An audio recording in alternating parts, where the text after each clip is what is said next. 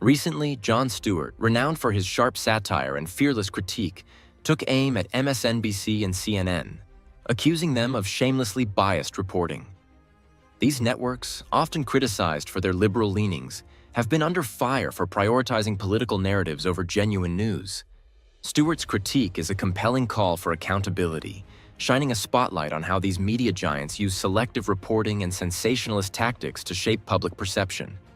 This practice has not only eroded trust in mainstream media, but has also led to a significant decline in viewership.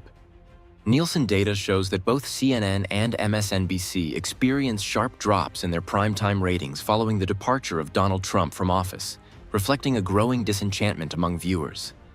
The rise of the biased narrative has further damaged the credibility of these networks. High-profile instances of biased reporting have fueled skepticism and mistrust, causing viewers to seek alternative news sources.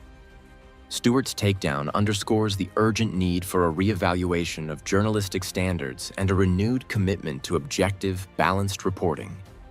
He pointed out that CNN's decision not to air the manipulated image of President Biden was ostensibly made to protect viewers from disturbing content.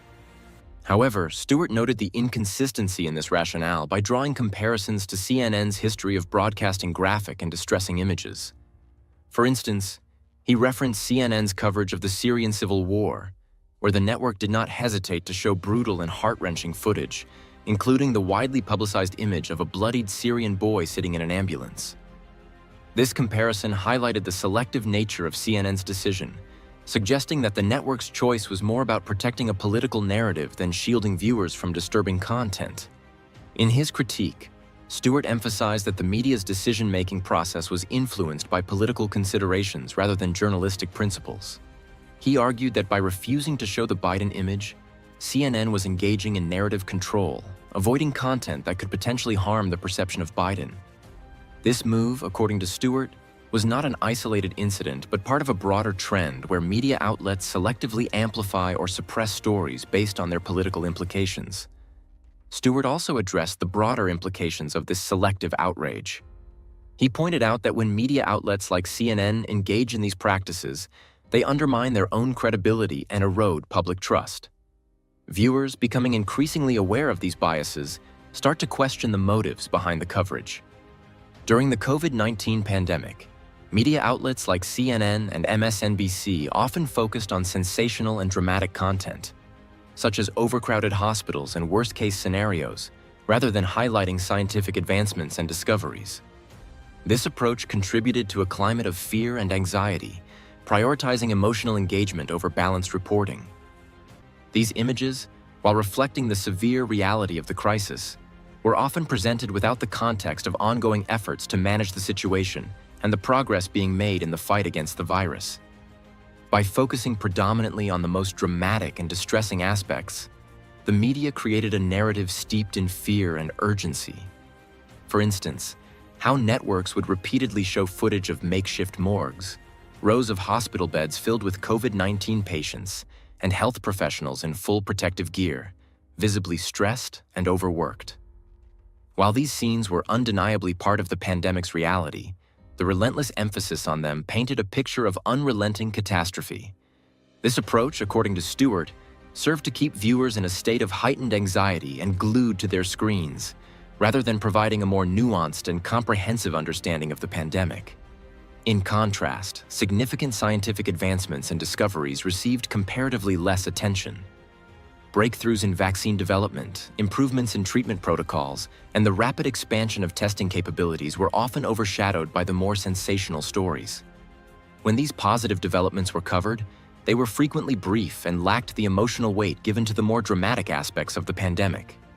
This imbalance in coverage contributed to a skewed public perception, where the progress being made was not fully appreciated or understood. Stewart highlighted how the media's use of emotionally charged imagery, such as the famous image of the Syrian boy Omran Daknish, was a strategic move to shape public opinion in favor of intervention in Syria and to influence views on the refugee crisis. This case exemplifies how media outlets like CNN and MSNBC utilize powerful visual content to evoke strong emotional responses from viewers, influencing their perceptions and opinions on complex geopolitical issues. The image of Omran Daknish, a young boy sitting dazed and bloodied in an ambulance after an airstrike in Aleppo, quickly became a symbol of the Syrian civil war's horrors. This poignant and heart-wrenching photograph was broadcast extensively across major news networks, including CNN and MSNBC. The media framed this image as a stark representation of the brutal reality faced by civilians in Syria, emphasizing the need for international intervention to address the humanitarian crisis and to support Syrian refugees. Stewart pointed out that while the image undeniably depicted the suffering of innocents, its extensive use by the media was not merely to inform the public, but to shape their opinions towards specific political stances. By continuously airing the image and the accompanying narrative of urgent humanitarian intervention and the plight of refugees, the networks aimed to generate public support for more aggressive foreign policies and actions in Syria. This approach capitalized on the emotional impact of the visual content, steering viewers towards particular viewpoints.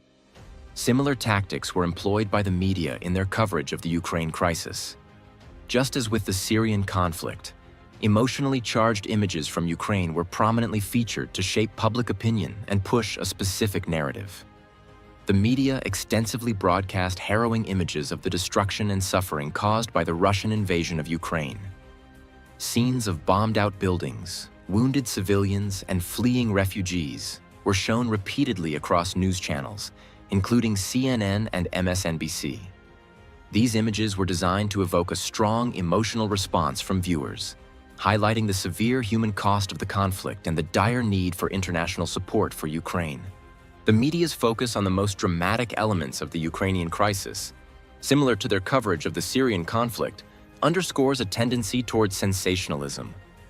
By prioritizing emotionally powerful images, the media can create a narrative that may overshadow more complex and less emotionally engaging aspects of the situation. This approach can lead to a skewed understanding of the conflict, driven more by emotional impact than by a balanced examination of the facts. These tactics have eroded public trust in journalism.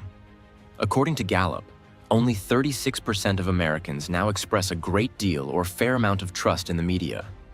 This alarming statistic reflects a broader trend of declining viewership numbers as people become increasingly disillusioned with the media's approach. Stewart argues that this shift towards sensationalism is detrimental to the health of democracy. Journalism's primary function should be to inform the public with balanced and truthful reporting, fostering an informed citizenry capable of making sound decisions. When the media prioritizes drama over facts, it compromises the quality of information available to the public and, consequently, the effectiveness of democratic processes.